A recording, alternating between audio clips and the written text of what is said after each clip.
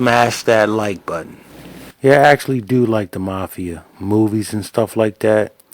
Um, this movie here, we all know, is The Godfather, and it's actually historically based.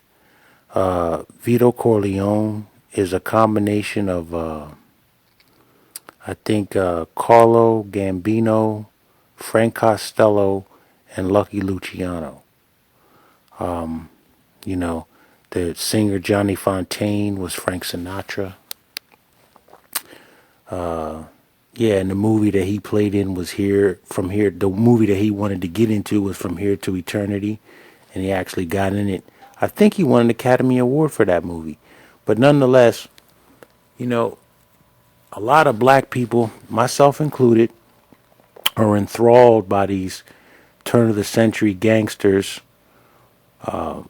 But when it comes down to it, they didn't fuck with black people at all.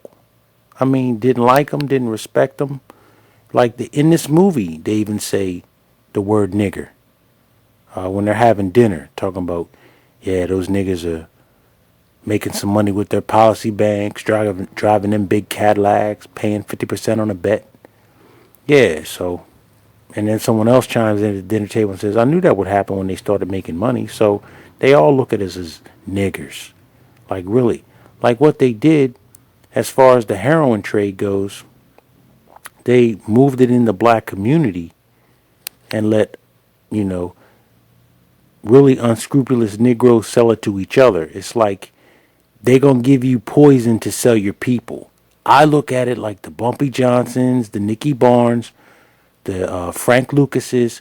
Those dudes are worse than, you know, the Lucky Luciano type cats because, you know, they sold it to us and basically killed us. Like, that's why I can't stand what Umar Johnson is doing. I do not, I can't fathom, like, it's just not in me to scam anybody, let alone my own people. I just, I just couldn't scam. Like, I just couldn't do it. That's why I want to see that cat. I want to see us all come together like a spider web. There's an African proverb that says, spiders, if a spider webs unite, it can tie up a lion. Now, Umar Johnson, he might be born in August and his astrological sign is a Leo, but he's a straight coward. So if we stick together, keep our foot on his necks, and everybody keep putting out these videos slandering this motherfucker, it won't be long before he's ousted out of there. I want y'all to hear what this guy's about to say right before this, right now, this guy at this meeting here with Vito Corleone and them. Hold on. I also don't believe in drugs. For years, I paid my people extra so they wouldn't do that kind of business. Somebody comes to them and says, I have powders. If you put up $3,000-$4,000 investment, we can make $50,000 distributing. So they can't resist. I want to control it as a business, to keep it respectable. I don't want it near schools. I don't want it sold to children. That's an infamia. In my city, we would keep the traffic in the dark, people, the colored. They're animals anyway, so let them lose their souls. And there you have it. That's how they see us.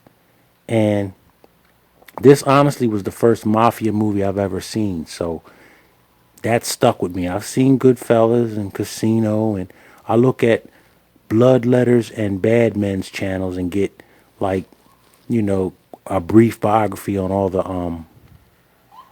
mobsters in 21st century, like, you know, well, some of them were Jewish, like Bugsy Siegel and Meyer Lansky. They actually write them so that some of them are good guys. They seem like they could have been good guys. Like Meyer Lansky seems like a good guy. Carl Gambino seems like a good guy. But how were they good guys when they they got greedy and turned on people that they shook hands with and had them murdered? In some cases, just because they thought the guy was up to no good. Nah, nah.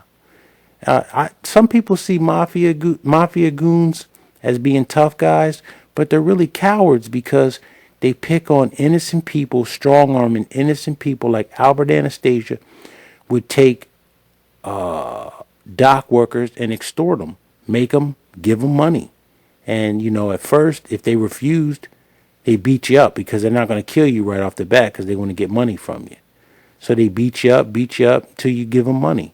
That's what bullies do, man. Straight up. They kill each other, but there isn't no known case where a civilian killed one of the mafia dudes. I would like to have known if that ever happened. You know what I'm saying? Like, I'm not going to keep giving this motherfucker money. I'm going to kill him. If I go to jail, I go to jail. But, people like John Gotti, they were straight assholes. That, like, in the movie Gotti, the HBO movie, they made it out to be when his son got, if you don't know the history of him, his son got hit by a car and killed by the guy's neighbor, by John Gotti's neighbor, and they abducted the guy, and he's never been seen since. So, but in the movie, the HBO special, they tried to make it out, oh no, that's okay, we got to forgive him and all this, like John Gotti was some good guy. He was an asshole too. Most of them were really assholes at the end of the day.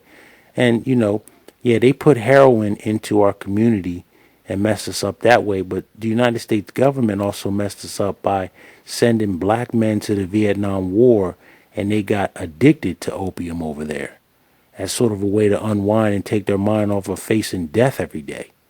Some guys were smoking weed. Some guys were smoking heroin. My father said he never got high over there. He was a Green Beret over there.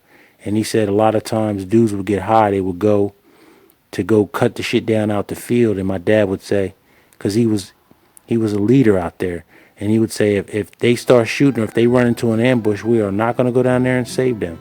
And I don't blame them. But yeah, I don't have no love for the mafia because they don't have love for me. Quick story about personal life. When I was about 23, 24, I was heavy into betting on football, basically losing money. And I remember this one time, it was when Barry Sanders was going for the 2,000 yards, and I bet on them to win. And they were about to go into the end zone to cover the spread and everything, and the motherfuckers just kneeled down. You talk about being pissed off, man. I'm like, yo, my little $300 was gone. And the kid that I was making the bets with was Italian. And I talked to him, and I was like, yo, man, what about me, doing what you do? And I said, or is it, Italians don't really fuck with niggas like that? And we were smoking a blunt, talking, and I guess that was his way of being close to me so he could keep getting money from me. And he was like, well, you basically said it, so there's no reason to talk any further about it. Like, basically, I can't let you be in it because you're black. So he got his $300 from me.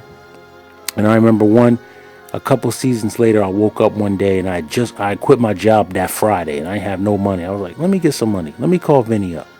Called him up, made a $300 bet, lost, and then didn't pay him. So, that was my way of showing him, hey, man, it is what it is. You don't like us, we don't like you.